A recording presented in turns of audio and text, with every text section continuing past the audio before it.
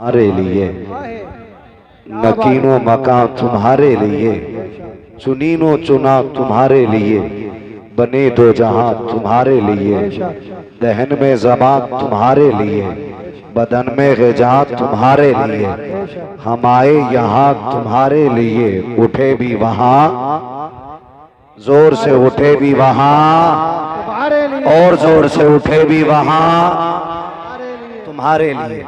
कभी तो जलसे में इतनी जोर से आवाज खर्च कर लिया करो कि अगर गला बैठ जाए और सुबह कोई ये पूछ ले आपसे कि आवाज का क्या हुआ, तो कम से कम इशारे ही से सही ये तो कह के आ जाओ, आवाजों का नजराना मदीने वाले को दे के आ रहे। क्या बात है, सुभान अल्लाह। कम से कम इतना तो होना चाहिए। लेकिन बड़े अफसोस के साथ में एक बात कहूं, कहीं ना कहीं आज जो हम दरूद पढ़ने में कंजूसी करते या सुस्ती बरतते हैं, इसके जिम्मेदार भी हम ही लोग हैं। क्या बात। इसकी जिम्मेदारी आप आरएसएस को नहीं दे सकते, बजरंग दल को नहीं दे सकते, शिवसेना को नहीं दे सकते, किसी एक मखसूस जमात को नहीं दे सकते, किसी तंजीम को नहीं दे सकते। इसकी जिम्मेदारी मैं अगर दूंगा तो माँ बाप को दूंगा। बेशक, क्या बात। इसलिए कि बचपन से उन्होंने बच्चों को दुरूद का आदी नहीं बनाया। ये सबसे बड़ी कमी हमारी रही। हमारे घरों में पैदा होने वाला बच्चा किस्मत से मुसलमान होता है, मुकद्दर से हुजूर का आशिक हो जाता है, लेकिन नसीब यहां तक नहीं लाता कि वो हुजूर पे दुरूद पढ़ने का आदी भी हो जाए। क्यों? बहुत पहले एक बड़े साइंसदान ने एक तहकीक की थी कि इंसान जो बोलना सीखता है वो दाएं बाएं के लोगों से गुफ्तगू सुन के बोलना सीखता है। अगर किसी शख्स को पैदा होने के बाद किसी ऐसे मकान में बंद कर दिया जाए जहां किसी के बोलने की आवाज ना जाती हो, तो उसने कहा था अगर ये 100 साल का भी हो जाएगा तो गूंगा ही रहेगा। अगर 100 साल का भी हो जाएगा तो गूंगा रहेगा। बोले जरा, गूंगा रहेगा। 100 साल का भी हो जाएगा तो गूंगा ही रहेगा। यानी कि अगर वो बोलना चाहता है तो उसे अहले ज़बान में रहना पड़ेगा। ज़बान अच्छी करनी है तो अहले अदब में रहना पड़ेगा। अगर उसकी बोली अच्छी चाहते हो तो अच्छी ज़बान वालों के बीच में उसको रखो ताकि उसकी ज़बान अच्छी हो जाए। अब यही रुक के मैं एक बात कहना चाहता हूं, मैंने बिला वजह माँ बाप को इसका जिम्मेदार नहीं ठहराया। कहीं ना कहीं हमसे चूक हुई है। हमारे बच्चे घर में पैदा होने के बाद 5 के नोट को भी पसंद करने लग जाते हैं, 10 के नोट से भी प्यार उन्हें हो जाता है, 100 का नोट भी उन्हें प्यारा हो जाता है, क्योंकि वो माँ बाप को पैसे संभालते हुए देखते हैं। 1 रुपया अगर गिर जाए बाप तोड़ के उठाता है, बच्चा देख लेता है।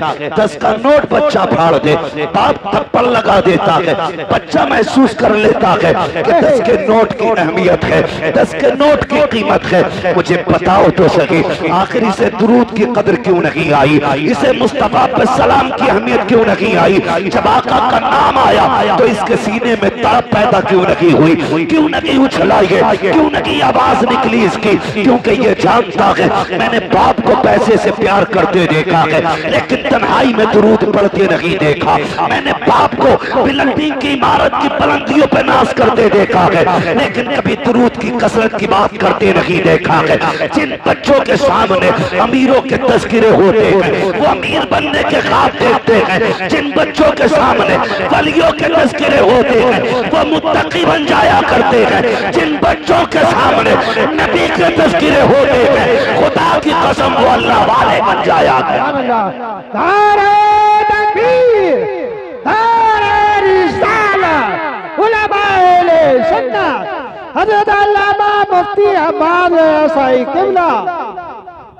मुझे खुद बताओ, आज हर घर की कहानी है। घर के अंदर बंदे 5 है कारी साहब, तो मोबाइल 10 तो होंगे। 9 नहीं होंगे। घर में बंदे 5 हैं मगर कुरान एक ही है।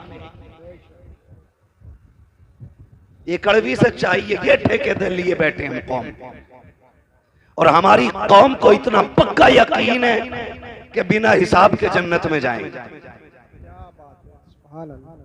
बिल्कुल ही डर नहीं, कोई खौफ ही नहीं है हमें। एक मर्तबा कब्र याद नहीं करते हम, और हमारी कब्र हमें 70 मर्तबा रोज याद करती है। रोजाना 70 मर्तबा कब्र आवाज देती है और कहती है होश कर, यहां पे तेरे लिए गद्दे नहीं लगे हैं, हाइलोजन और एसी नहीं लगी है, इंतजाम तू करके ला।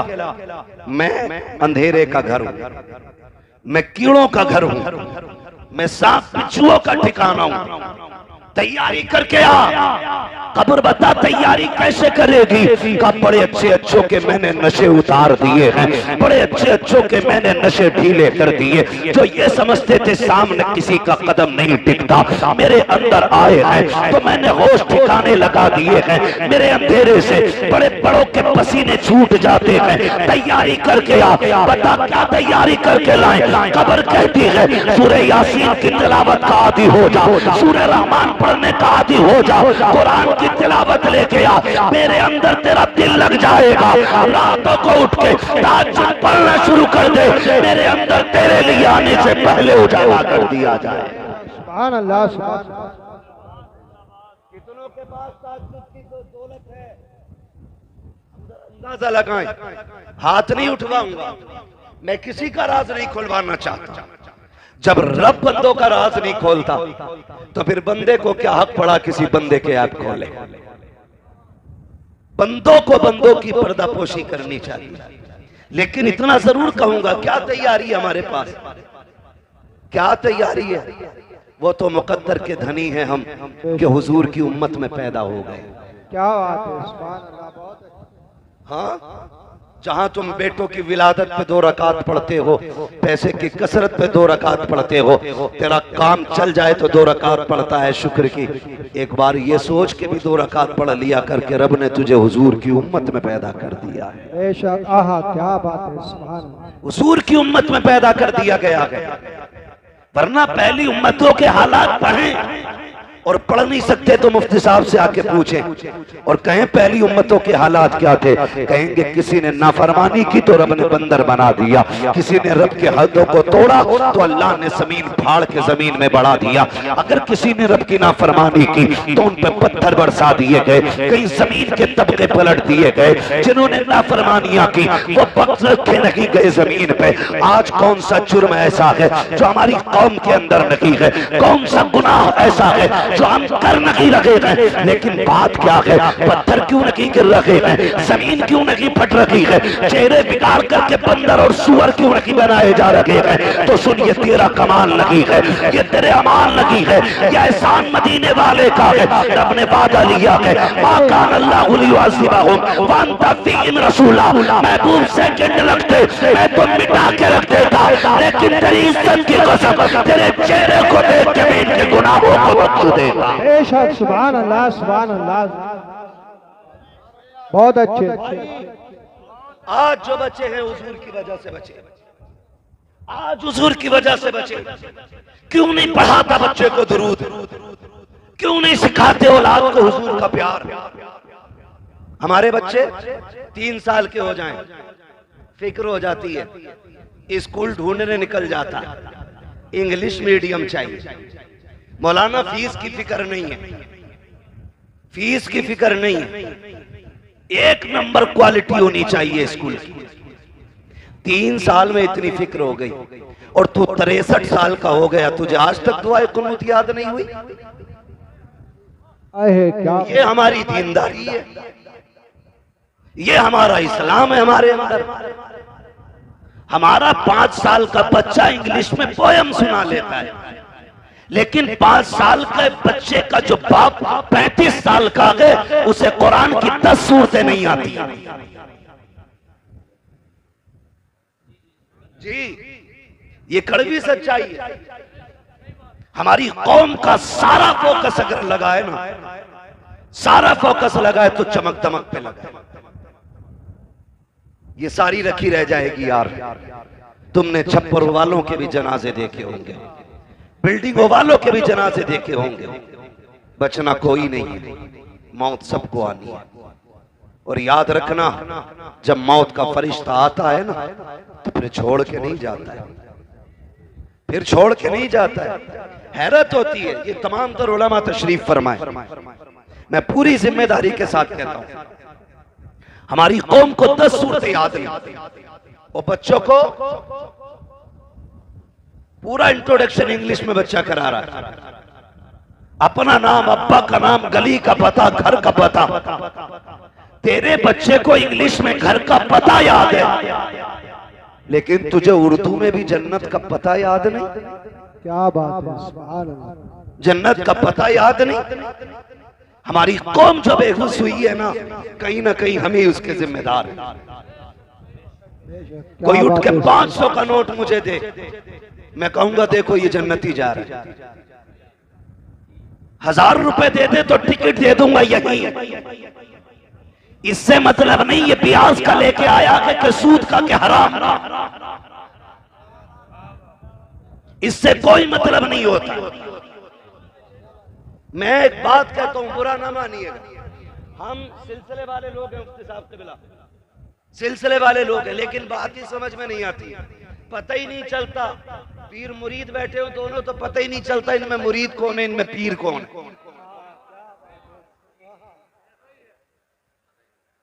पता ही नहीं चलता हजरत, पता ही नहीं चलता। अगर कोई पीर से आके कहे मेरे घर चलें, तो उसकी तरफ हमें इनसे पूछ लो, इन्होंने बुलाया, इनसे पूछ लो भाई पीर ये है कि तू है। मुरीद का मतलब ये होता है कि जो अपनी मर्जी को पीर की मर्जी पे खत्म कर दे, वो मुरीद होता है। और जब मुरीद अपने पीर को मर्जी से चलाए, वो रंगत में अशरफी, रज़वी, कादरी हो सकता है, लेकिन हकीकत में नहीं। यही वजह है कि जुड़ने के बाद भी सिलसिले से कोई फैज नहीं।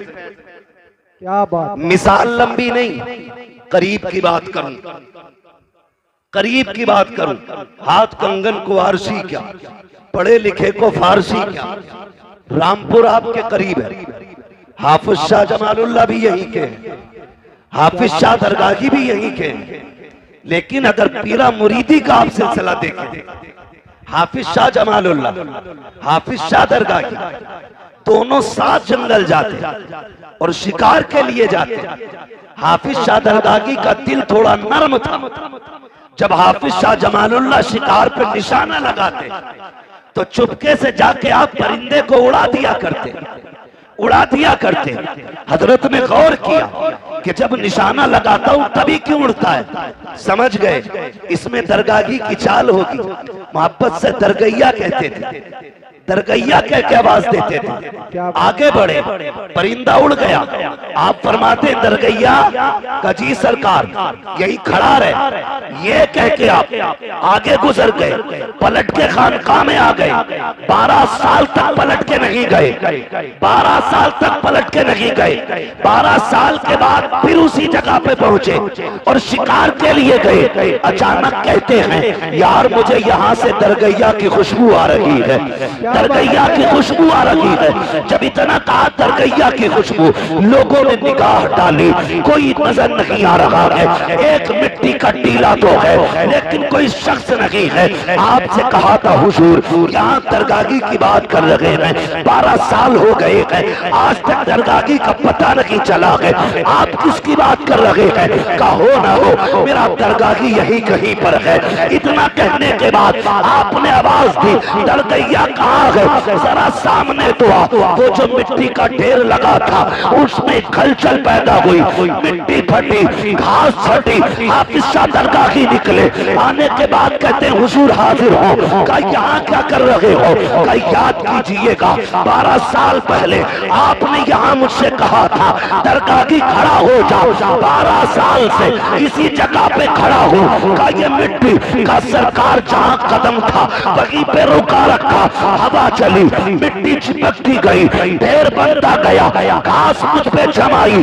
कहते हैं अच्छा, का फिर आया क्यों नहीं? का तेरी मर्जी से खड़ा हुआ था, तेरी मर्जी का इंतजार है। मैं कहना ये चाहता हूँ अगर रिश्ते ऐसे होते हैं तो अल्लाह वलियों में भी और शागिर्दों में भी मुरीदों में भी वो दर्जा अता फरमाता है कि जहाँ जहाँ हाफिज शाह जमालुल्लाह की बातें होती है वहाँ वहाँ हाफिज शाह दरगाही की बातें हुआ।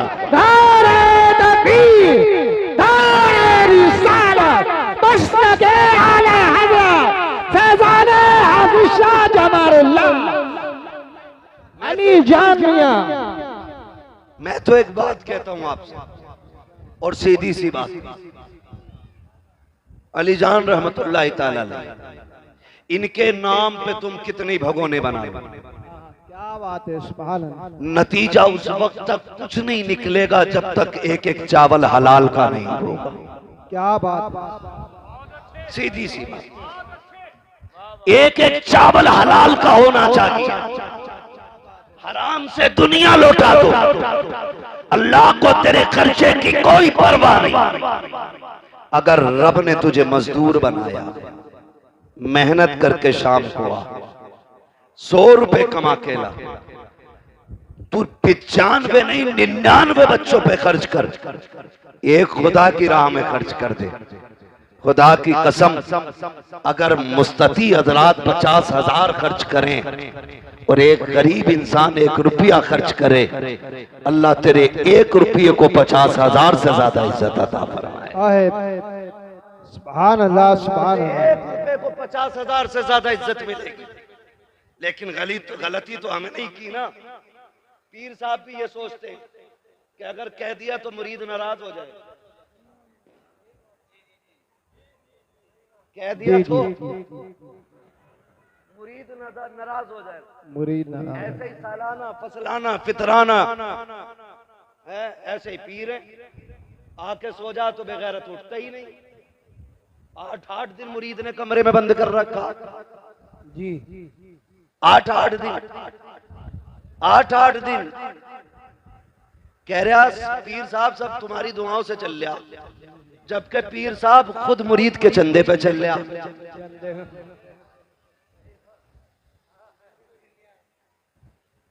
मसला है कोई यार, ये कोई समझ में आने वाली बात है। सिर्फ लेने वाले को पीर नहीं कहा जाता, देने वाले को पीर कहा जाता। बेशक, सुभान अल्लाह। देने वाले। मुझे एक बात याद आ रही है, मेरे मुर्शिदे गिरामी सैयदी सरकार ताजुश शरिया अल्लामा अख्तर रजा खां अज़हरी मियां रहमतुल्लाह ताला अलैह। पहली मिसाल तो ये दे दूं पीर कैसा होना चाहिए। मुंबई गए, मुंबई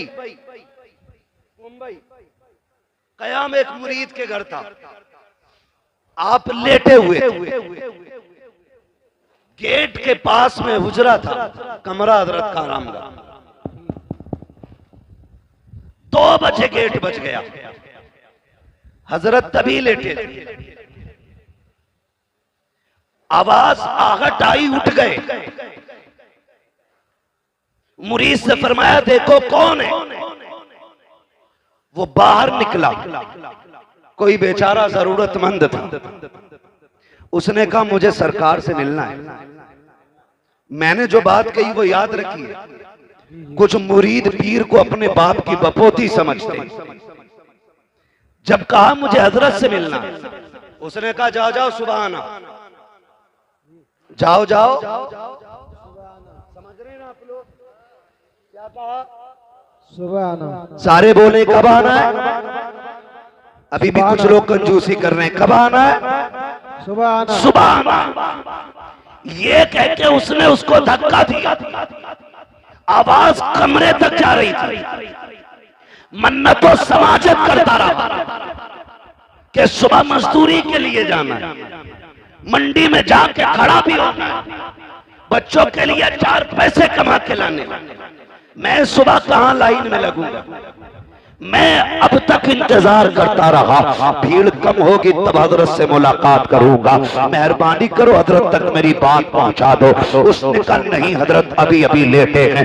धक्का दिया, दरवाजा बंद कर दिया। लेकिन जब ये हजरत के सामने बात है, ये दूर से महसूस फरमा रहे हैं, कान तक आवाज आ रही है। जब वो अंदर आए उसको धक्का देके क्या देखते हैं, हजरत ने सामान उठा रखा है, बगल में दबा रखा है। उसने कहा हुजूर ये का मुझे तेरे घर नहीं रुकना है। का चाहते हैं? का स्टेशन छोड़ने चल, मुझे अभी बरेली जाना है। का हुजूर गलती क्या हो गई? का मैंने तूने नहीं सुना, वो बेचारा कितनी समाजत कर रहा था, मिलने के लिए आया, तूने धक्का दे दिया। कहते सुन, जिसके सीने में उम्मत की परवाह नहीं है, अख्तर रजा को उसके घर की भी परवाह नहीं है। क्या बात है, जिंदाबाद जिंदाबाद, बहुत अच्छे। ओ भाई, इसे पीर कहते हैं, इसे पीर कहते हैं। और अल्लाह माफ करे, अगर शहर का सबसे बड़ा स्मगलर, सबकी बात नहीं कर रहा हूं जी, सबकी बात नहीं कर रहा, मैं चंद लुटिया डुबाने वाले पीरों की बात कर रहा हूं, जिन्होंने कौम की लुटिया डुबा रखी है। और हमारा काम है समझाना, इसलिए कह के जा रहा हूं, हम सिलसिलों के मुखालिफ नहीं, हम तो नस्ल दर नस्ल बुजुर्गों से जुड़ने वाले लोग हैं। हम बुजुर्गों के दामन से वाबस्ता हैं और यही जिम्मेदारी और कोशिश उलमा की रहती है कि अपनी कौम को अल्लाह वालों से जोड़ा जाए। बेशक यही कोशिश रहती है सब। मैं अगर शहर में सबसे बड़ा स्मगलर है और पीर साहब से गहरे ताल्लुकात, तो एक बार भी हजरत ये नहीं कह सकते कि भाई ये काम बंद कर दे, क्योंकि वो रूठ जाएगा, वो रूठ जाएगा। इतनी हिम्मत नहीं है। मैं तो दावे के साथ कहता हूं, अगर हर पीर अपने मुरीद से गलत कामों को छोड़ने की सख्ती से ताकीद कर दे और ये कह दे तेरे घर का पानी तब पीऊंगा जब तू ब्याज लेना बंद कर देगा, जब तू रिश्वत का बाजार ठंडा कर देगा तब मैं तेरे घर पानी पीऊंगा। मेरा ईमान कहता है भले बच्चों को चटनी से पाले, अपने बच्चों को हराम के लुक़मे नहीं खिलाएगा। क्या बात है, सुभान अल्लाह सुभान अल्लाह। लेकिन इस पे सख्ती नहीं। बस मैं आपसे चंद बातें करना चाहता हूं, बहुत गौर से मेरी बात भाई, हल्का इको कम कर दीजिए, पीछे वाले लोग कह रहे हैं कि आवाज साफ नहीं आ रही। तवज्जो है सारे लोगों की, वैसे मेरे हिसाब से तो बहुत अच्छी आवाज है, तवज्जो है सारे लोगों की ना। हम अपने बच्चों को क्या सिखाते हैं? दौलत का भी एक नशा है जिसका खुमार शराब से ज्यादा होता है, ये याद रखना। दौलत का भी अपना नशा है, इसका खुमार शराब से ज्यादा होता है।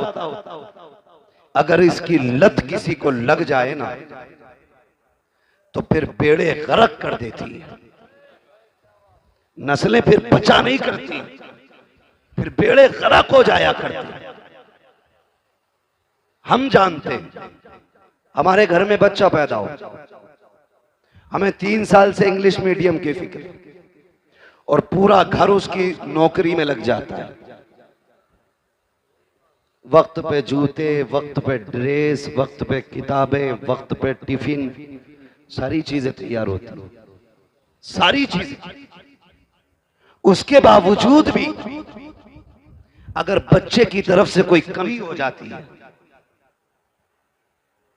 तो माँ बाप उल्टे बच्चे से निहोरे करते हैं।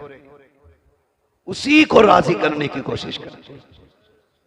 आपसे एक बात कहूं, हमारे बच्चे स्कूल जाते हैं कि नहीं? जाना चाहिए, मैं तालीम का मुखालिफ नहीं। पढ़ें और आगे बढ़ें। इस दौर में वो तरक्की करेगा जिसके हाथ में कलम होगा। क्या बात है। जिसके हाथ में कलम नहीं, उसे भीख भी नहीं मिलनी है। क्योंकि अब तो भिखारी भी QR कोड लिए घूम रहे हैं। मिल गया रोड पे, भाई 2 महीने का टूटा नहीं है, उसने जेब से निकाला, मशीन थी पूरी, बोलने वाली बटन दबा के बोला लो इस पे कर दो। मैं उसका मुंह देख रहा, मैंने भाई दिए जितने देने थे वो खटाक से उसकी मशीन बोली, इतने रुपए प्राप्त हुए। मैंने कहा फकीर भी इतने आगे बढ़ गए, मेरी कौम अभी कितनी पीछे पड़ी है। पढ़ें और आगे बढ़ें। भीख भी पढ़े लिखे लोगों को मिल रही है। लेकिन आपसे मैं एक बात कहूं, हम अपने बच्चों को स्कूल भेजते हैं, बोलो कै बजे उठ जाते, कितने बजे उठ जाते? माँ और बाप या माँ बहन ये तकरीबन 4 से 5 बजे तक बेदार हो जाते हैं। क्यों? बच्चे को स्कूल जाना है, इसलिए 4 बजे उठ जाते हैं माँ बाप। और 4 बजे उठने के बाद माँ नाश्ता टिफिन सारा तैयार करती है, बहन बस्ता तैयार करती है। बैग तैयार करने के बाद बच्चे को वक्त पे उठा करके स्कूल भेजा जाता है। जो माँ 4 बजे उठ करके अपने बच्चे को वक्त पे स्कूल भेज सकती है, वो अजान सुनने के बाद अपने बच्चे को मस्जिद क्यों नहीं भेज सकती? इसलिए 4 बजे उठ जाते हो कि अगर टाइम पे बच्चा नहीं गया तो टीचर नाराज हो जाएगा, इसलिए शहर में उठ जाया करो। अगर बच्चे को मस्जिद न भेजा खुदा नाराज हो जाएगा। असर में बच्चा नहीं गया खुदा नाराज हो जाएगा। मगरिब में बच्चा ना गया खुदा नाराज हो जाएगा। ईशा में बच्चा ना गया खुदा नाराज हो जाएगा। दावे के साथ कहता हूँ 5 वक्त 10 साल तक तुम बच्चे को मस्जिद भेजो, खुदा की कसम पूरा मुआशरा तुम्हें 5 वक्त मस्जिद में सजदे करते नजर आने लग जाए। ये माँ बाप की सबसे बड़ी गलती रही तो उन्होंने बच्चों को मस्जिद नहीं भेजा। अगली बात सुने, कितना अजीब दौर है। मोबाइल सब पे बड़े बड़े, किसी पे जरूरत है किसी पे बिला जरूरत है, ऐसे ही है ना। अब तो हाल ही हो गया। मैं कहता हूं कि हम वो खुश नसीब लोग थे कारी साहब जिन्हें माँ की गोद मिल गई। हम रोते थे तो हमें माँ गोद से लगाती, सीने से लगाती थी। आज बच्चा रोता है तो माएं सीने से नहीं लगाती, माएं सीने से नहीं लगाती। बच्चा रोया, माँ ने गुनगुना बजाया, बहुत छोटा है तो वो ये सोचता है ये क्या दे दिया। थोड़ा समझदार है तो वो ये सोचता है ये क्या बज रहा है। और समझदार होता तो वो ये सोचता कैसे बज रहा है। ये फिक्र बच्चे की रहती है। मैं हर बाप से और हर मां से गुजारिश करूंगा, खुदारा जब बच्चे बचपन में रोया करें ना, इन्हें मोबाइल न दिया करो। इन्हें तुम्हारे सीने की ठंडक की जरूरत होती है, इन्हें कलेजे से लगा के प्यार दिया करो। वरना याद रखिए आज ये कमजोर है, इनको तुम्हारे सीने की जरूरत है, तुम इन्हें गोद नहीं ले रहे हो। कल जब तुम कमजोर हो जाओगे तुमको इनकी जरूरत होगी। आज तुमने मोबाइल थमाया है, कल ये तुम्हारे हाथ में मोबाइल थमा के कहेंगे हमें वक्त नहीं है, लो मोबाइल से वक्त गुजारो। खुदा की कसम, जब रीढ़ की हड्डी दर्द करेगी तो मोबाइल दर्द नहीं बांटेगा, जब पिंडलियां टूटेंगी तो मोबाइल से दर्द कम नहीं होगा, जब जबान लड़खड़ाने लग जाएगी तो मोबाइल तेरी तर्जमानी नहीं करेगा, जब तू ऊंचा सुनने लग जाएगा मोबाइल तेरे काम नहीं आएगा। आज अपना वक्त बच्चों को दे दो ताकि बुढ़ापे में कह सको हमने तुम्हें सीने से लगा के पाला था, आज तुम सीने से लगा के हमें पालो।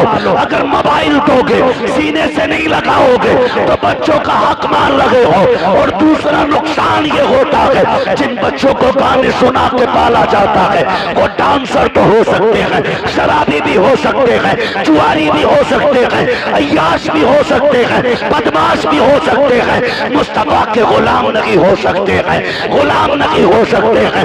क्योंकि मैंने पहले कहा था जैसे मुआशरे में बच्चा रहता है वैसा बोला करता है।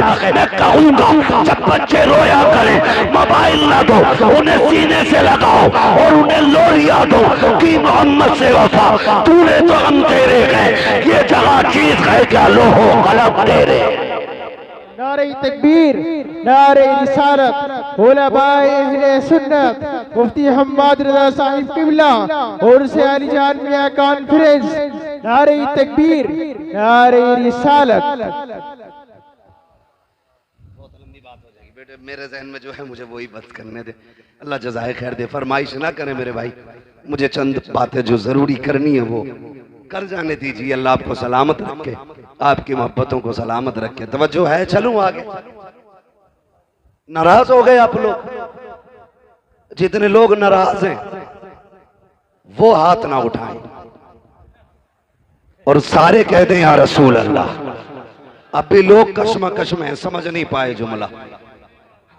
बहरहाल मेरा कोई मसला नहीं, मेरा कोई मसला नहीं, बस मैं आपसे इतना कहता हूं, हम जब बच्चा हमारा सुबह तैयार हो जाता है, कभी कभार ऐसा होता है बच्चा पहले उठ जाता है और नाश्ते में थोड़ी बहुत देर हो जाती है कि नहीं, तो बच्चा कहता है अब क्या करूं, तो अम्मी मोबाइल दे देती है, तो टेबल पे बैठ, ये चला गेम खेल, पबजी खेल, और कौन सा गेम चल रहा है, कौन डूब गई, स्टेशन पे अकेला शोर मचा रहा था, अकेला ही कह रहा मार मार मार। मैं डर गया, मैंने कहा मसला क्या है, देखा तो कान में लीड लगा के चीख रहा। पागल हो गए हम लोग। ये जवानियां ये पबजी के लिए थी, ये रात को चौकों में बैठ करके 3-3 बजे तक मार मार की सदाएं लगाने के लिए थी। मैं पूछना चाहता हूं इस जवानी को बर्बाद क्यों कर रहे हैं? ये जवानियां बड़े काम की है। आज बच्चा 18 नहीं 25 साल का हो जा, अम्मा कहती मेरा तो मुन्ना ही है, अभी गलती करके आता, बाप कहता सुनो आज ये शिकायत मिली है, कहती बच्चा है समझदार हो जाएगा। और कई लोग तो इतने गैर मुनासिब मशवरे देते हैं, अल्लाह उनके मशवरों को मुकम्मल कर दे। कहते हैं जो ना समझो उसकी शादी कर दो, कि जब कंधे पे जुआ आएगा तो खुद सीधा चलेगा। पता ये चलता मुफ्ती साहब अपना तो बेड़ा गर्क था ही था, दूसरे की बेटी का भी बेड़ा गर्क कर दिया। ये सही कह रहा हूं, कई लोगों की जिंदगी बर्बाद हो गई अधूरे मशवरों की बुनियाद पर। कह रहा जुआ रख दो सिर पे, कतई सीधा चलेगा। और जब जुआ रखा तो ऐसी गर्दन डाली उसने कि फिर जो 2-4 दाने चुग रहा था वो भी नहीं रहा, खत्म। ऐसे ही लोग कह रहे कंधे पे जुआ रख दो। हमने बड़े बड़े अच्छे सीधे होते देखे, 25 साल का हो गया, अम्मा कह रही है भी बालक है, तारीख का ये वर्क पलट जो सबसे पहले सिंध की धरती पे नौजवान आया था, जिसे दुनिया मोहम्मद बिन कासिम कहती है, वो 35 साल का नहीं, वो 17 साल का जवान था। 17 साल का जवान। कितने होते हैं 17 साल भाई? अभी 17 साल में हमारा हाई स्कूल कर रहा, हाई स्कूल, और इसे अभी जूतों के फीते बांधने नहीं आए। 17 साल में कुर्सी पे बैठ के अम्मी से जूते बंधवा रहा है। वो 17 साल का मोहम्मद बिन कासिम जब समंदरों का सीना चीर करके सिंध की धरती पे आया, कुछ तो ये देख रहे थे ये कर क्या सकता है, और जब पलट के जा रहा था तो सब कह रहे थे ये क्या क्या करके जा रहा है, ये क्या क्या करके जा रहा है। और अभी 25 साल में कह रहे हैं हमारा लल्ला छोटा है, इसे आता ही क्या है, तेरा लल्ला 10 साल का नहीं 28 साल का हो गया है, इसे कुछ नहीं आता है। पूछ मोहम्मद बिन कासिम से 16-17 साल में रब ने कौन सी जहानत अता की थी, किस माशरे में रह के पले थे वो लोग। क्या पबजी का दौर था, मोबाइल का दौर था? नहीं, खुदा की कसम वो तलवारों की खनक का दौर था, वो ढालों की धमक का दौर था, वो जवानों के बाजुओं की ताकत का दौर था। आज एसी में रह के पलने वाला बच्चा कौन सा परचम लहराएगा, सिवाय पक्षी के कुछ नहीं आता है। उनकी माँ ने दूध पिलाया था तो ये कह के पिलाया था ये जिंदगी भी नबी के लिए है, पूरी कायनात नबी के लिए है। आज हम शौक से पढ़ते हैं, शौक से सुनते हैं, ताज शरिया का कलाम है, ताज शरिया का कलाम है, क्यों भूल जाते हो उनका दिया हुआ सबक। कितनी प्यारी बात कही थी उन्होंने, कहा था जिंदगी ये नहीं है किसी के लिए, जिंदगी है नबी की, नबी के लिए। अख्तर कादरी खुल्द में चल दिया, खुल्द वागे हरे कादरी के लिए। नारे तकबीर, हाँ बुलंद आवाज से बोलो, डरो मत तो किसी चीज से। नारे तकबीर, नारे रिसालत, फैज़ाने आला हज़रत, मसलके आला हज़रत, फैज़ाने ताजो सरिया, मोहम्मद रसूल, मोहम्मद रसूल, स्वर की सरजमीन, नारे तकबीर, सुभान अल्लाह, सुभान अल्लाह। ईमान ताजा कर दिया।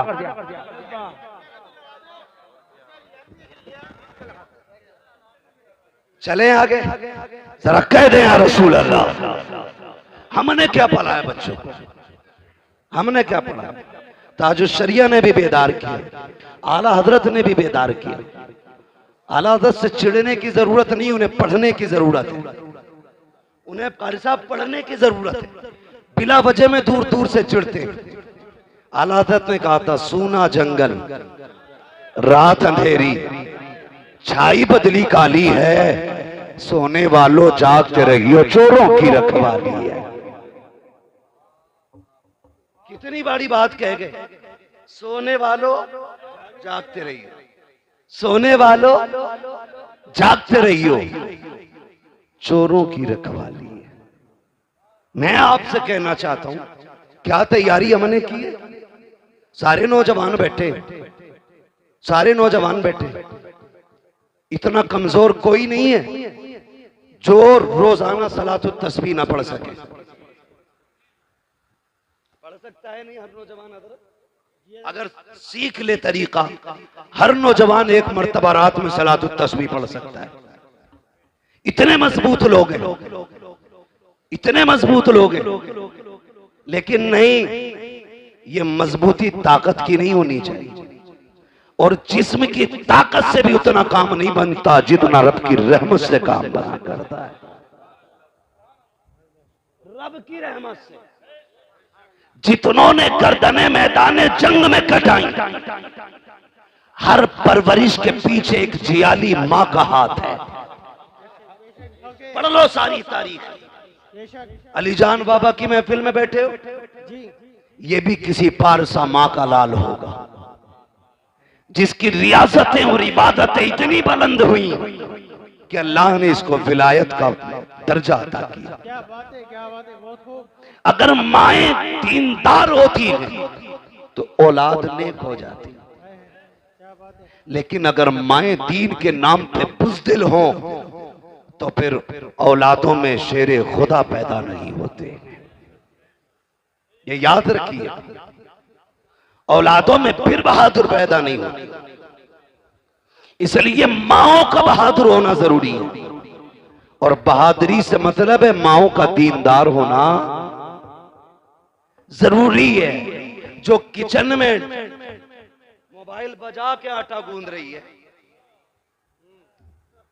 उस रोटी को खाने वाला फजर में उठेगा? नहीं उठेगा। बताओ यार, उठेगा? अगर मां बिना दुपट्टे के खाना बना दे तो फिर उस रोटी को खाने वाले के दिल में दुरूद का जज्बा पैदा होगा? नहीं हो सकता। अगर चाहते हो तेरे लुकमे के अंदर इबादत का नूर पैदा हो तो फिर माँ से कह के कनीज़े फातिमा ज़हरा बन, बहन से कह के कनीज़े फातिमा ज़हरा बन। जाओ जाकर के बेटियों को बताओ कि रोटियां बनाया करो तो सर से दुपट्टे नहीं उतरने चाहिए। आज घरों में ऐश के साथ रहने के बावजूद हमारी घर की बेटियों के सरों पे दुपट्टे नहीं रखे, हया का चादर उनके सर से उतर चुकी है। आज मैं आपसे कहना चाहता हूँ, दुनिया फिलिस्तीन के लिए रो रही है, लेकिन मैं ये कहता हूँ जितनी बहादुर माएं फिलिस्तीन की जमीन ने पैदा की है, आज तक कोई जमीन पैदा नहीं कर रही है। उनके हौसलों को सलाम, उनकी जुर्रतों को सलाम, उनकी बंदगी को सलाम, रब से मोहब्बत को सलाम। एक बेटी का इंटरव्यू आया, उससे पूछा गया था हर वक्त नकाब में क्यों नजर आती हो? उसने कहा था तुम सफर की बात करते हो, हम तो बिस्तर पे भी लेटते हैं, तो नकाब पहन के लेटा करते हैं। का नकाब पहन के क्यों लेटती हो? किसी ने सोचा था कि शायद यह जवाब देगी कि कब भागना पड़ जाए इसलिए नकाब पहन के लेटते हैं, लेकिन उसके जवाब ने पूरी दुनिया को झंझोड़ के रख दिया था। बच्ची ने कहा था कि हमारी जमीन पे बमबारी हो रही है, कब जाने कहाँ जाने किस जगह बम गिर जाए और छत गिर जाए, कब उसके नीचे मलबे में दब के मर जाए। हम नकाब इसलिए पहनते हैं अगर किसी छत के नीचे हम दम दब के मर जाए और लोग लाशें निकालने आए तो हमारे जिस्म के ऊपर नकाब का पहरा होना चाहिए ताकि किसी की नजर हमारे बदन पे ना पड़ने पाए।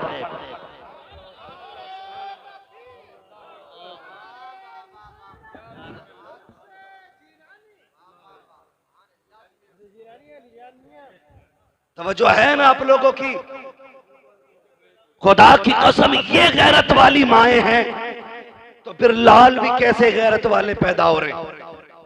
यहां तो 6 फीट का हो, 58 इंच का सीना हो, हाँ, और उससे कहते जा मस्जिद में चिराग जलाइए। कह रहे भैया पता रात को 2 बजे जिन्नाम है, मैं ना जाऊंगा। बड़ी मजबूत रिवायत है इनके याद। हाँ, रात को जिन्नात मस्जिद में जरूर आते हैं इसके लिए। कह रहे कतई नहीं जाऊंगा, जिन्नात आ जाऊं। कद कितना है? 6 फीट। सीना कितना है? 58 इंच। 56 किसी वजह से नहीं कह रहा हूं, 58 इंच सीना, कद 6 फीट, कद 6 फीट। अच्छा खासा लईम शहीन, चिराग जलाते तो कह रहा जिन्ना में। ये इसका नजरिया है। उन माओं के लालों को देखो, उम्रें 6 साल है, कद 1.5 फीट है, छोटे छोटे हाथ हैं, खा नहीं पा रहे हैं, बोनियां दूध की हाथों में है, हाथ में दूध का फीडर लेकर के बड़े बड़े बहादुरों के आगे AK-47 लिए दुश्मन सामने खड़े हैं। किसी के हाथ में बम है, किसी के हाथ में गन है, लेकिन उन माओं के लालों को सलाम करो। 6 साल की उम्र में भी आंखों में आंखें डाल के कहते हैं तूने समझ क्या रखा है, हमने मोहम्मद का कलमा पढ़ा है, हम जान दे सकते हैं, ईमान नहीं दे सकते। मगर कब होगा? जब माएं नेक होंगी, जब माए नेक होंगी, दादी कितनी नेक है पता है? पोते की शादी आ जाना, पैर नीचे नहीं रख रही है कारी साहब को, उड़ उड़ के कह रही है 7 दिन पहले गीत शुरू कर दो।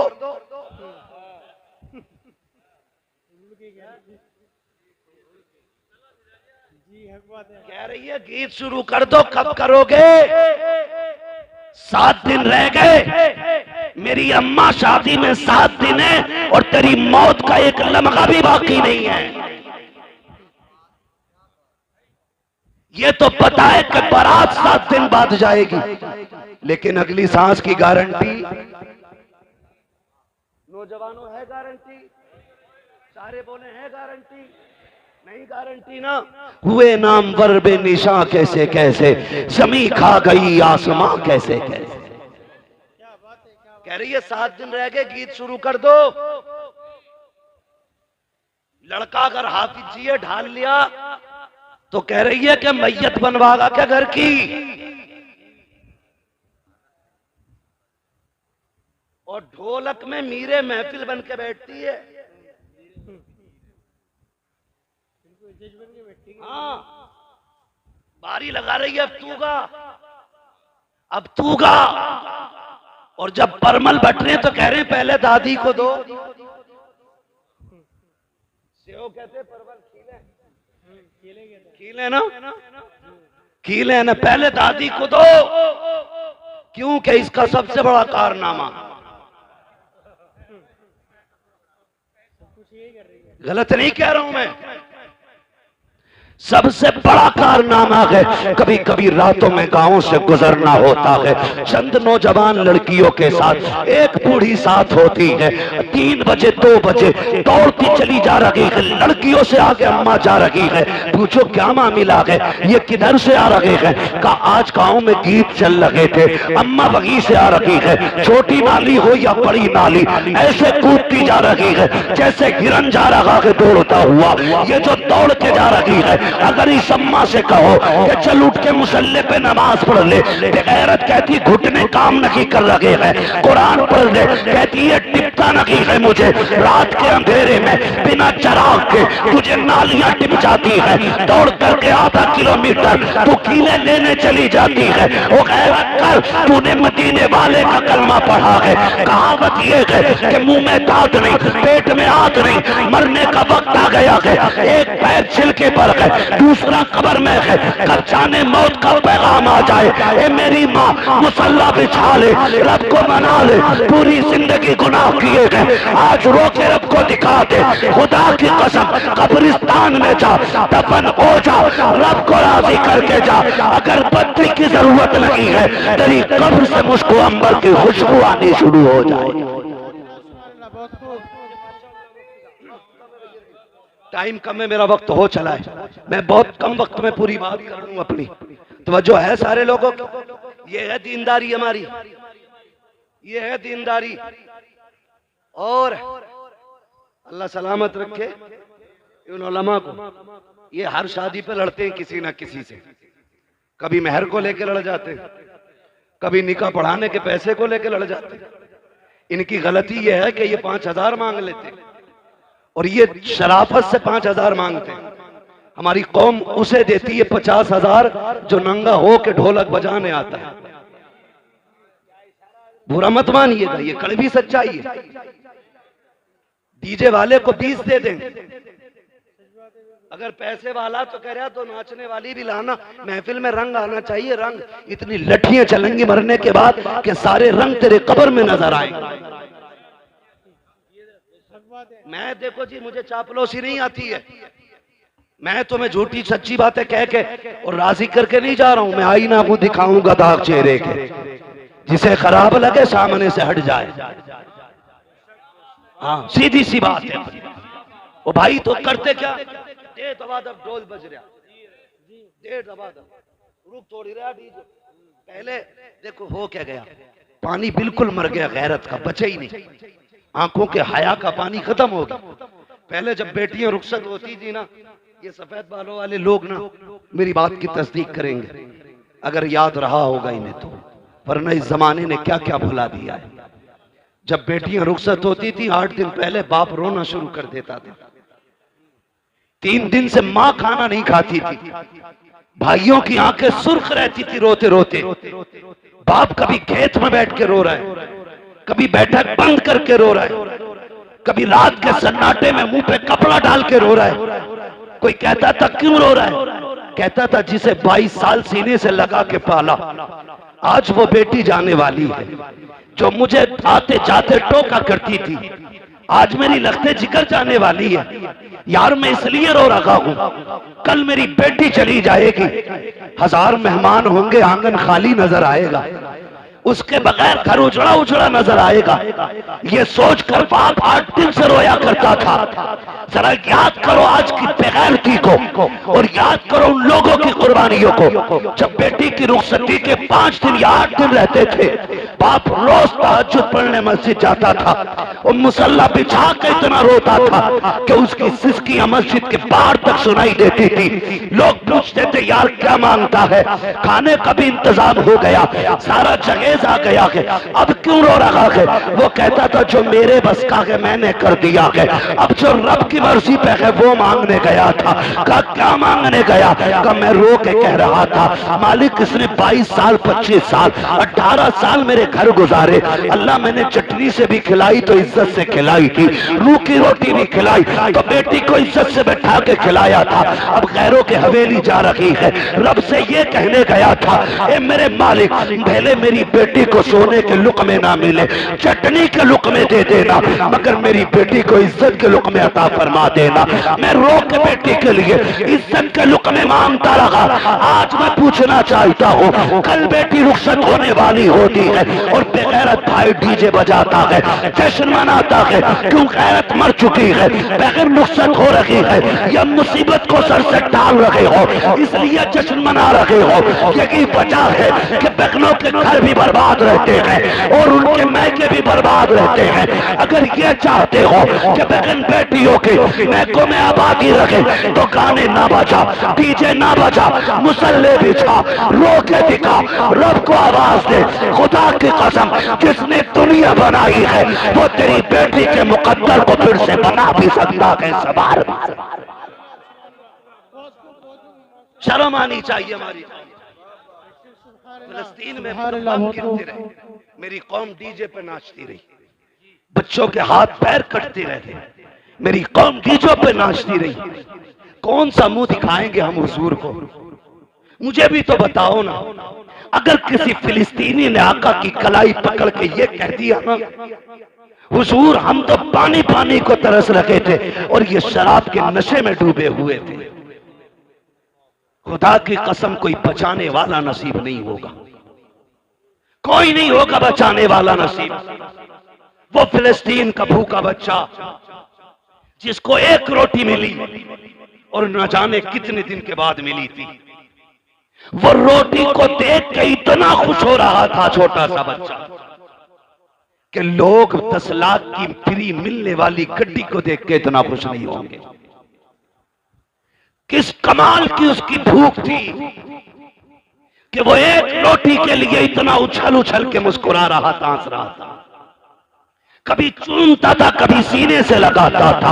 क्या भूख थी उसकी। अब मुझे रुक के जरा बताओ, फिलिस्तीन के लोग तो 1-1 रोटी को तरस जाएं, 1-1 घूंट पानी को तरस जाएं, और मेरी कौम बारातों में जाकर के गैर के फ्री के खाने को टोंगों के टोंगे टेबल के नीचे फेंके। कौन से मुंह से हुजूर का सामना करोगे? किस मुंह से कब्र में जाके आका से कहोगे कि प्यास लगी है या शफाअत चाहिए? ओ भाई याद रखो मेरे इमाम ने कहा था आज ले उनकी पनाह, आज मदद मांग उनसे, कल न मानेंगे कयामत में अगर मान गया। माशाल्लाह सुभान अल्लाह। भाई अगर अल्लाह ने दिया है तो शुक्र अदा करो, और शुक्र का मतलब यह है कि 1 रुपया 1 रोटी 1 लुकमा चावल का 1 दाना भी जाये न करना, जाये मत करना। खिला दो किसी भूखे को, दे दो किसी जरूरतमंद को। हालात हमारी कौम के बहुत ज्यादा बिगड़ते जा रहे। 8-8 दिन डीजे बजा करके फिर अपनी कौम में शोहरत लिखवाना चाहते हैं हम लोग। मेरा तो सीधा सा सवाल है, कारी साहब, अगर किसी से ये कहा जाए ना डीजे क्यों बजाया था, कह रहा लड़के नहीं माने। अब्बा कह रहा कि लड़के नहीं माने।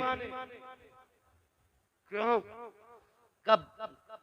कह रहे थे शादी एक ही बार हो अब्बा, शादी के 3 बार चांद से जोर भी है ना। एक वक्त में 4 निकाह बंदा कर सकता है, लेकिन जिंदगी एक ही बार मिलनी है। अगर तुझे लग रहा है शादी एक बार हो रही है तो मौत भी एक ही बार आनी है। कह रहा बालक ना माने। अब्बा से पूछो रिश्ता अपनी मर्जी से किया या लल्ला ने ठोक बजा के कर लिया। कह रहा ना, उसमें तो हम गए थे। तो मैंने कहा भी ये बता दे, रिश्ते में तो तू अब्बा था, डीजे में ये अब्बा कैसे हो गए? हमारे यहां तो अब्बा की चलती है तो हर जगह चलती है, हर जगह चलती है जी। तो अब्बा कह रहा लल्ला न माना। लल्ला को पकड़ लिया इमाम साहब ने मस्जिद में। क्यों भाई यार, तुम तो कम से कम शर्म कर लेते। तो लल्ला अपने सिर की उसके सर पे डाल लिया। कह रहा बताऊं, मैं तो मना कर रहा था, लेकिन मेरा वो दोस्त ना गुड्डू, वो कह रहा बस खाली तू हाँ कह दे, खर्चा सारा मेरा। तो सुनो गुड्डू पप्पू के यारो, इस गुड्डू पप्पू का हाथ पकड़ कब्रिस्तान लेके चल। कुछ और नहीं कहना है। एक कब्र के पास बैठा और उससे इतना पूछ के मेरे साथ यहां लेटेगा, यहां लेटेगा मेरे साथ, आएगा इस अंधेरे में? जाहिर है जवाब क्या होगा? क्या जवाब होगा? नहीं आऊंगा। यही होगा ना कि नहीं आना, यहां तुझे अकेला आना है। तो सीधी बात कह दे, अगर यहां अकेला आना है तो फिर हिसाब भी मुझे ही देना होगा। कहा हाँ, तो फिर कह दे जब हिसाब मुझे देना है तो मेरे गुनाहों में तू इजाफा क्यों कर रहा है? सीधी सी बात। मेरे भाई नौजवानों, बदलो अपने आप में, जिंदगी के उसूल बदलो, अपने रवैये बदलो, तौर तरीके बदलो, सच्चे मुसलमान बनो, पक्के मुसलमान बनो। और शादियों का मिजाज ऐसा हो, सेहरा तेरे सर पे बंधा हो, नात मदीने वाले की होनी चाहिए, दूल्हा तू बना हो, सेहरा हुजूर का पढ़ा जाना चाहिए, ताकि दुनिया देख के कह दे ये बेगैरतों की बारात नहीं है, ये गैरत वालों की बारात जा रही है। सुभान गैरत वालों की बारात जा रही है। और याद रख, जरूरी नहीं है जनाजों में भीड़ हो जाए, जरूरी नहीं है। और बाराती, अल्लाह माफ करे, कहीं कहीं तो इतने बुरे फंस जहां समधी कहता है जब तक बारात पूरी ना चढ़ जाए रोटी मत खिलाइयो।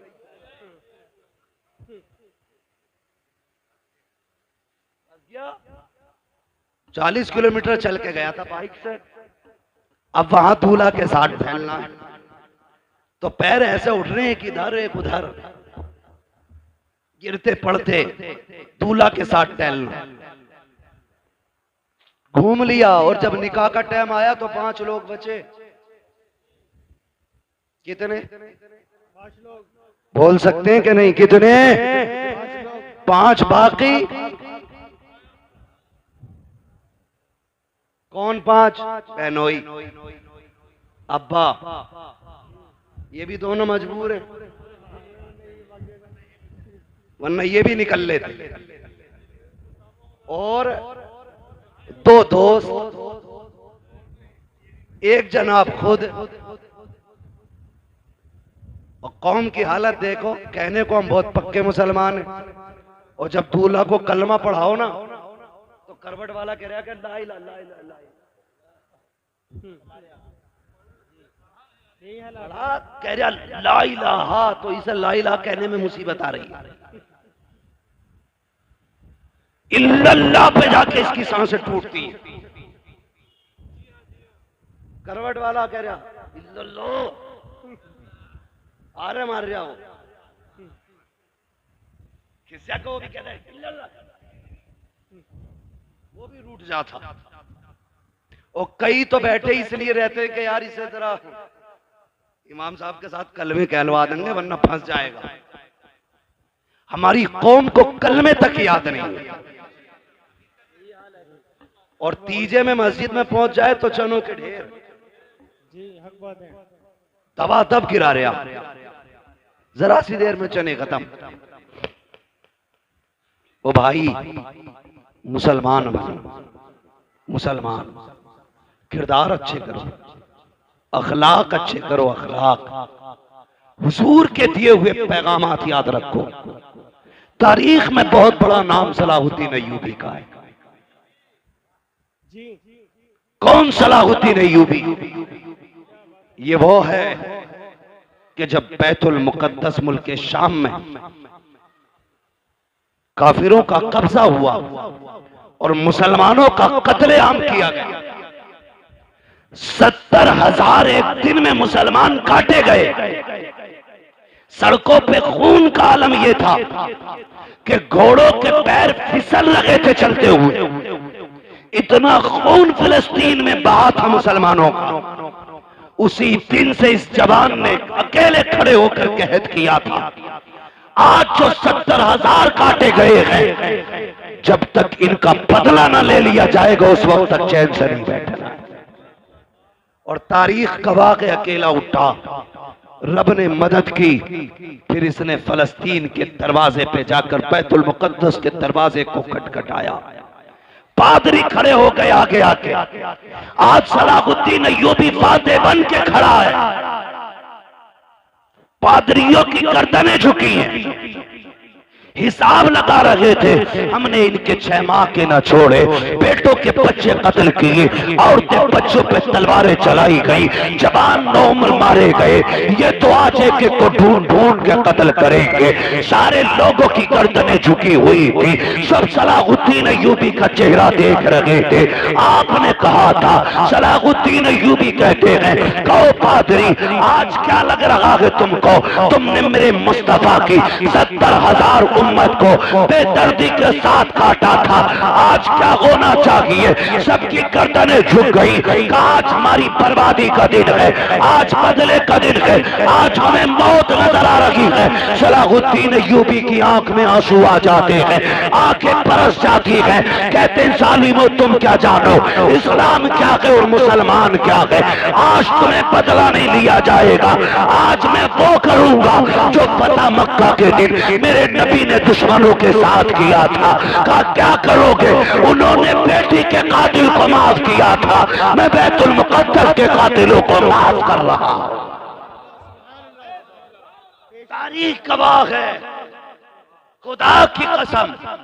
जैसी सलाहुद्दीन अय्यूबी ने इतना कहा कि मैं फतेह मक्का की तारीख दोहराऊंगा।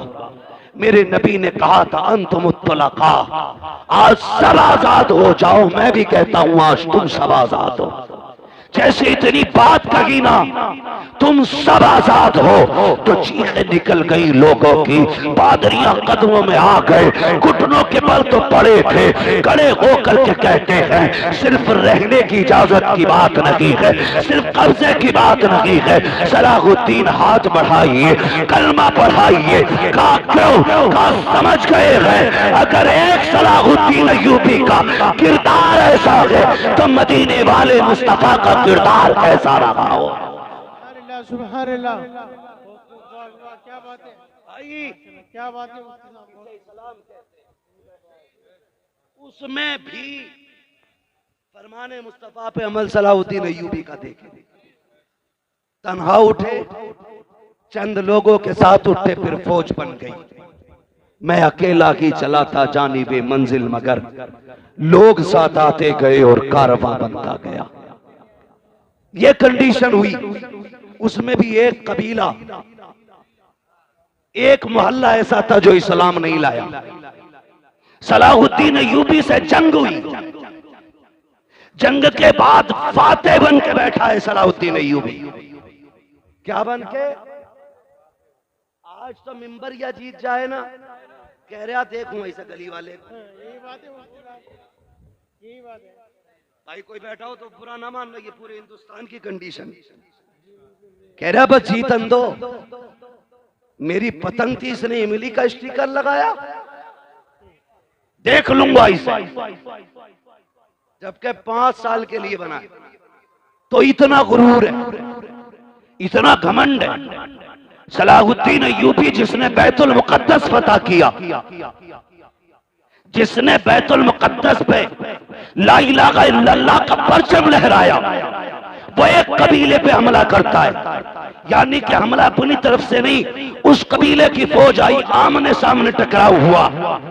जब फाते हुए सलाहुद्दीन अय्यूबी, एक खातून दौड़ती हुई आई, उसने कहा सलाहुद्दीन तू तो फाते है ना, तूने कब्जा किया हमारी बस्ती पे।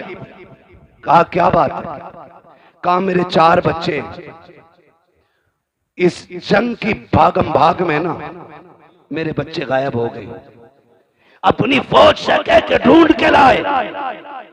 इतना सुना, जुब्बा संभाला, साफा अमामा सर पे रखा, तलवार लटकाई, घोड़े पे बैठने लगे। खातून ने कहा तू किधर चला? कहने लगे मां तेरे बच्चे ढूंढ के लाने।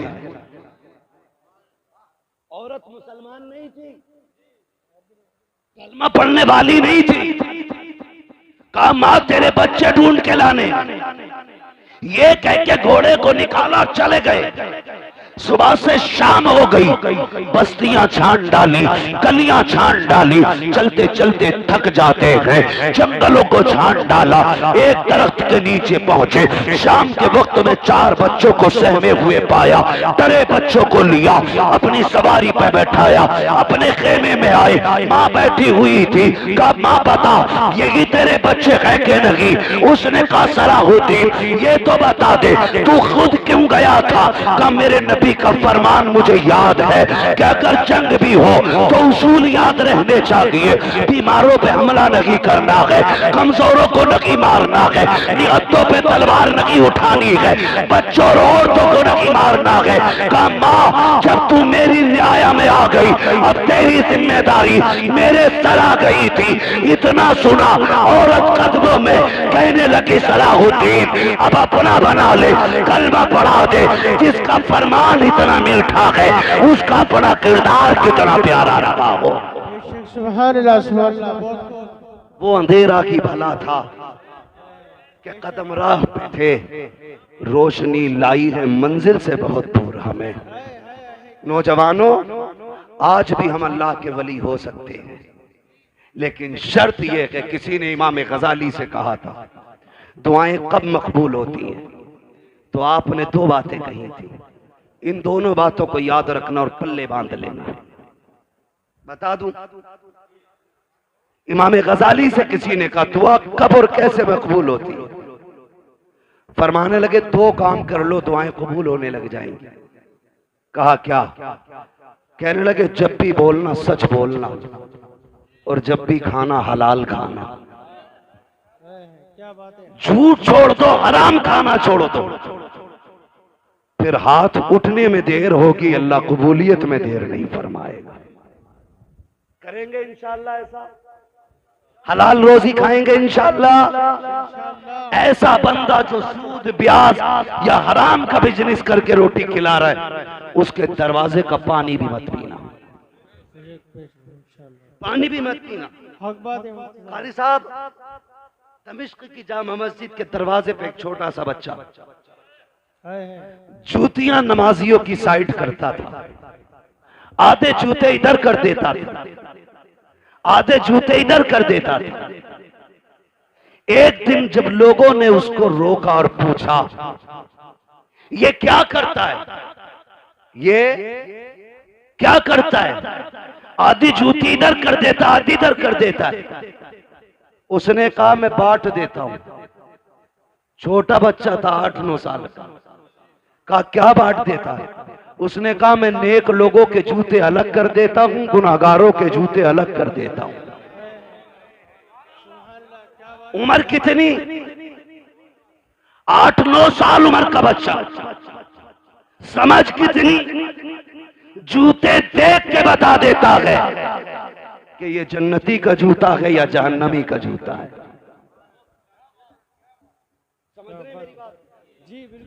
जूते अलग का क्या करता है?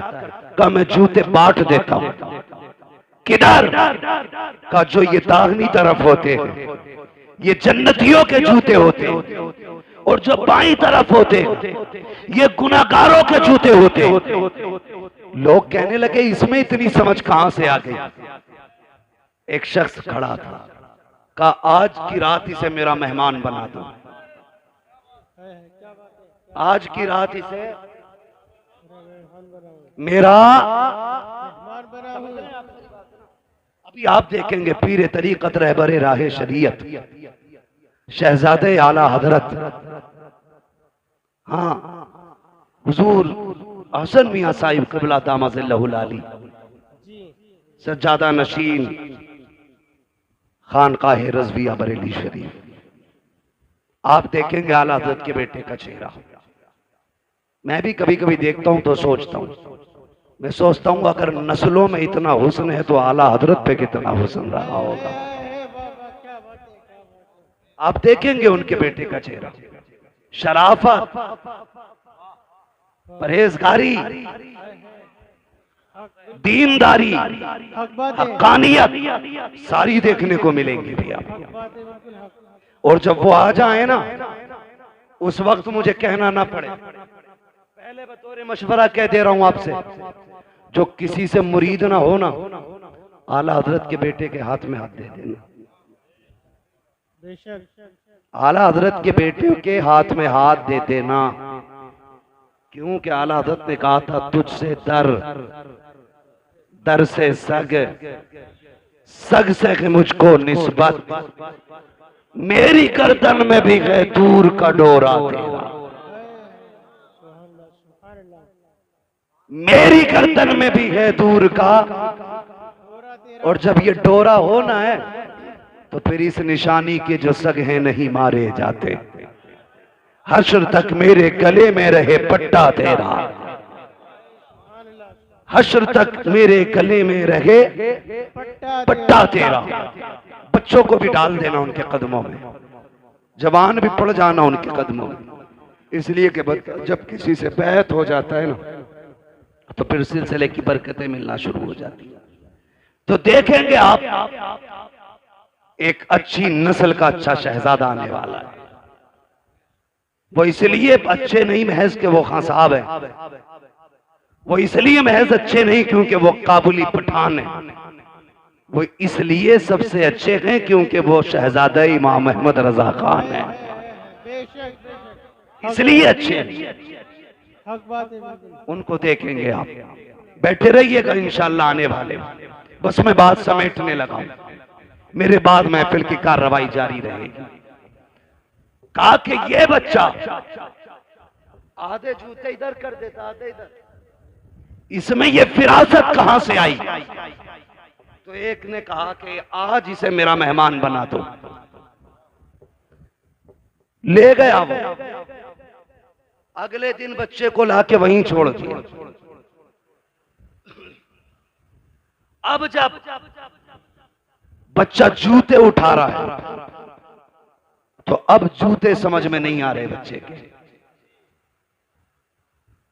अब कभी इन जूतों को उठा के इधर करता है, कभी इधर के उठा के इधर करता है। सारे सर पकड़ के बैठ जाते हैं कि कई दिन से मुसलसल जूतों का ये एक दूसरे से इम्तियाज करने के बाद अलहदा इरादा रखता था, आज क्या हो गया है, ये जूते क्यों नहीं पहचान रहा है? तो उसने कहा मैं ये बताना चाहता हूँ, अब तक जो जूते पहचान रहा था, इबादत इस पे फर्ज नहीं थी, रोजा इस पे फर्ज नहीं था, सजदे इस पे फर्ज नहीं थे, लेकिन ये तहारत, ये पाकीज़गी इसके निगाहों को रब ने इसलिए अता की थी कि ये तस्बीह के साथ साथ हलाल के लुक़मे खाया करता था। आज शाम में इसे लेके गया, मैंने वो खाना खिलाया जिस खाने के अनाज से ज़कात नहीं दी गई थी। एक दिन का खाना खिलाया है, आंखों से ये तहारत ले ली गई है। एक दिन अगर खा ले आंखों से बसीरत चली जाती है। और मेरे भाई, अगर एक दिन के खाने से नूर चला जाता है तो रोज खाने से ईमान का हाल क्या होगा। इसलिए हलाल खाया करो ताकि सो तो हुजूर दिखाई दे, कब्र में पहुंचो तब भी मदीने वाले का जलवा नजर आ।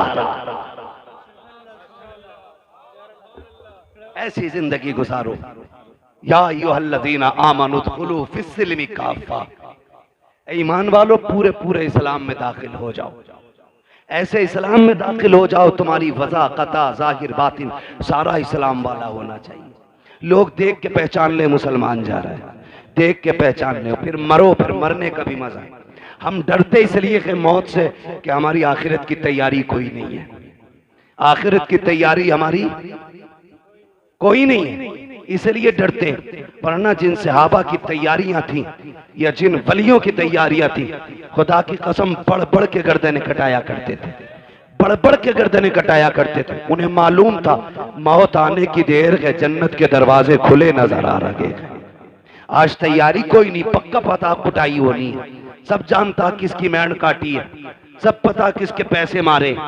अब आखिरी टाइम रो रहा है। ओ मेरे भाई, खुदारा जिंदगी अच्छी गुजारो और ऐसी जिंदगी गुजारो कि जब कफन में लेटो और तुम्हारा जनाजा चले तो बताने की जरूरत न पड़े बंदा कैसा था, कौन था। तेरे जनाजे की खुशबू उछल उछल के कहे, लहद में इश्क रुखे शह का दाग लेके चले, अंधेरी रात सुनी थी चराग लेके चले।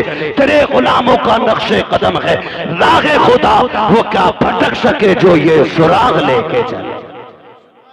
आज ना ये उर्स है हुजूर अली जान रहमतुल्लाह तआला अलैह का, इनकी जिंदगियां कुरान और नमाजों में गुजरी, इसलिए रब ने मरने के बाद भी, इंतकाल के बाद भी इनके मजार पे मेले लगा रखे हैं।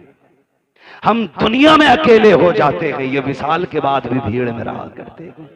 अगर चाहते हो तुम भी जन्नती बनो तो फिर जिंदगी दीन इस्लाम के मुताबिक, जितने भी नाजायज रस्में और फालतू खर्चे हैं सारे बंद करो। उन पैसों को उठा करके तालीम पे लगाओ। बच्चों को इल्म दीन भी दो, इल्म दुनिया भी दो, ताकि इल्म दीन हो तो ईमान बचा रहे और इल्म दुनिया हो तो अपनी दुनिया भी बची रहे। दोनों चीजों की जरूरत है। बस हमारे डॉक्टर साहब ने ये महफिल सजाई, अल्लाह ताला इनकी कोशिशों काविशों को बारगाह में कबूल मकबूल फरमाए। हम सब की हाजिरी अल्लाह रब्बुल इज्जत साहिब मज़ार की बारगाह में कबूल फरमाए। कोई ये ना सोचे उर्स में आया था करामतें बयान नहीं की, करामतों से ज्यादा जरूरी है आज इस्लाह अमल का होना। अगर अमल नेक हो जाएंगे, अमल अच्छे हो जाएंगे तो करामतें तुम्हारे वजूद में पैदा हो जाएंगी। आप अगर नेक हो जाओगे तो करामतें सुनने नहीं, करामतें दिखाने लग जाओगे। इसलिए मैंने सारी बातें अमल से की है, इसलिए कि अमल अच्छा होता है तो बंदा भी अच्छा हो जाता है, अमल खराब होता है तो फिर अच्छा खासा 6 फीट का बंदा भी खराब हो जाता है। बस जो हुआ गलत उनका माफ फरमाए रब्बे कायनात। जिंदगी ने दिया साथ, फिर होगी मुलाकात। चमन रहा नात पढ़वा लीजिए 10 मिनट। मैं इतना थका हूं 10-11 दिन के सफर के बाद। आप तो मुझे जानते, मुझे कोई वो नहीं होता, मैं थक गया हूं इतना ज्यादा कि मुझे बोलने में भी अब तकलीफ हो रही है। कार साहब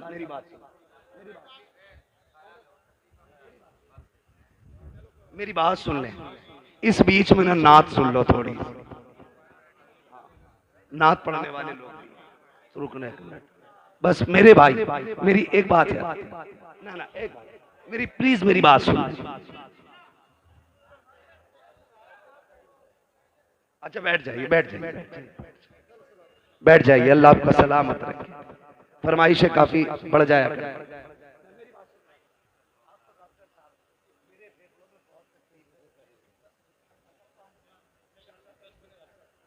मैं बस फरमाइश नौजवानों की शजरा सुन पढ़ दिया जाए, ठीक है। इंशाल्लाह अगर वक्त बचेगा उसके बाद अदद के आने में ना तो फिर नात खानी भी हो जानी है।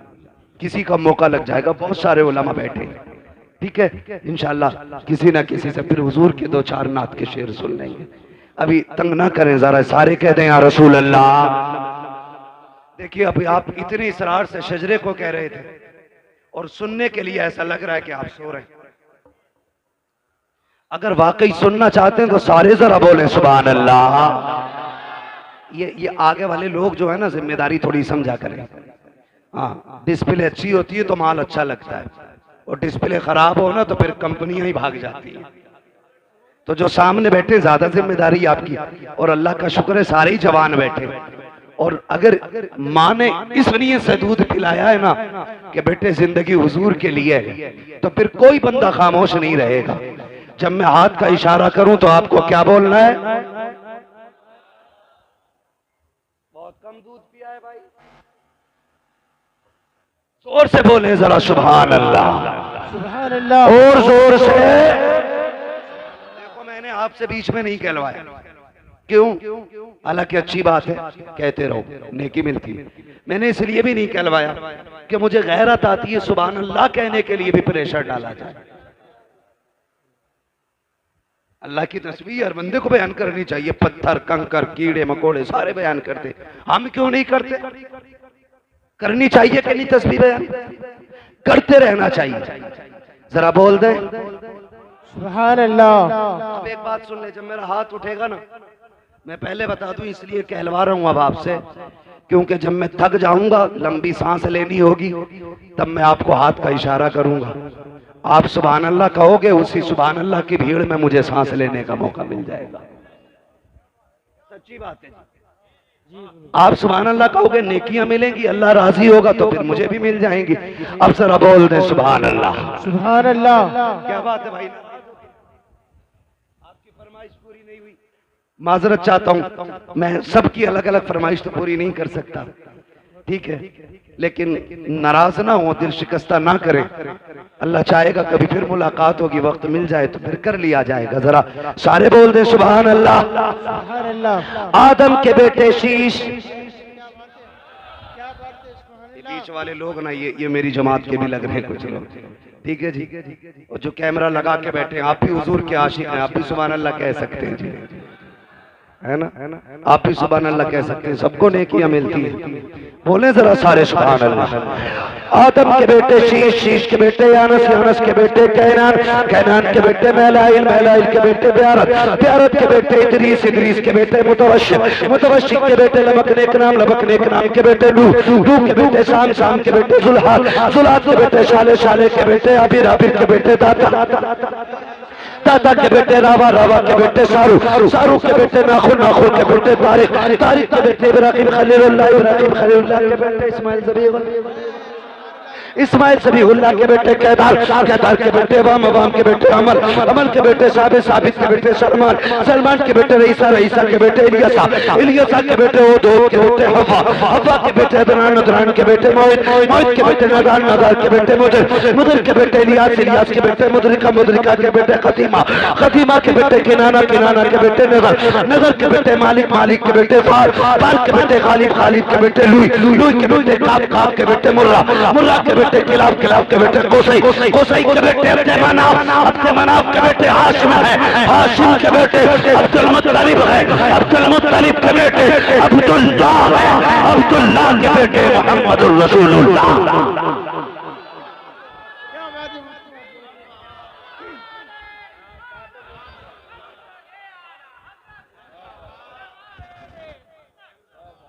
बस जो हुए अगलात उनको माफ फरमाए रब्बे कायनात। जिंदगी ने दिया साथ, फिर होगी मुलाकात, चमन रहा फूल खिलेंगे, जिंदगी रही फिर मिलेंगे, मुसाफिर हम भी मुसाफिर हो तुम भी, किसी मोड़ पर फिर मुलाकात होगी। फकीरान आए सदा कर चले, सदा खुश रहो ये दुआ कर चले। सारे लोग कलमा शरीफ पढ़ लीजिए, ला इलाहा। वादा करें कि 10-15 मिनट बैठ के हमें आला हज़रत के बेटे का इंतजार करना है। उनका इंतजार इसलिए भी करेंगे क्योंकि उनके जद्दे अमजद ने कहा था, एक मेरा ही रहमत में दावा नहीं, शाह की सारी उम्मत पे लाखों सलाम। और हम हर सलाम में पढ़ते हैं, डाल दी कल्ब में अजमत मुस्तफा, सैयदी आला हजरत पे ये मैं समझता हूँ कि ये लोग इतनी आसानी से आते नहीं हैं। हमारे डॉक्टर साहब के मामलात बड़े गहरे हैं और सवार के लोगों से गालिबन हजरत बहुत ज्यादा मोहब्बत भी करते हैं, इसलिए हजरत अक्सर यहाँ आते जाते रहते हैं। कोई हमें अगर इतनी इज्जत दे रहा है तो फिर हमें उसकी दिल से इज्जत करनी चाहिए, उसकी दिल से इज्जत करनी चाहिए। ऐसा ना हो हजरत आए और आप उठ के चले जाएं। कोई बात नहीं, अगर आज आधा घंटा लेट जाग लेंगे, सो लेंगे तो क्या हो गया, यही सोच लेंगे रात का आधा घंटा हमने आला हजरत के बेटों के नाम किया था। उन्होंने जिंदगी उम्मत के नाम की है, हम उनके बेटों के लिए कम से कम आधा घंटे के लिए तो रुक सकते हैं ना। उम्मीद है इंशाअल्लाह उठेंगे, नहीं नाम सुनेंगे, इतने में हजरत तशरीफ ले आएंगे। मेरे साथ कलमा शरीफ पढ़ लीजिए, ला इलाहा इल्लल्लाह मुहम्मदुर रसूलुल्लाह व मा अलैना इल्लल बलाग, अस्तगफिरुल्लाह रब्बी मिन कुल्लि ज़ंबिन व अतूबु इलैहि। अस्सलामु अलैकुम व रहमतुल्लाहि व बरकातुहू।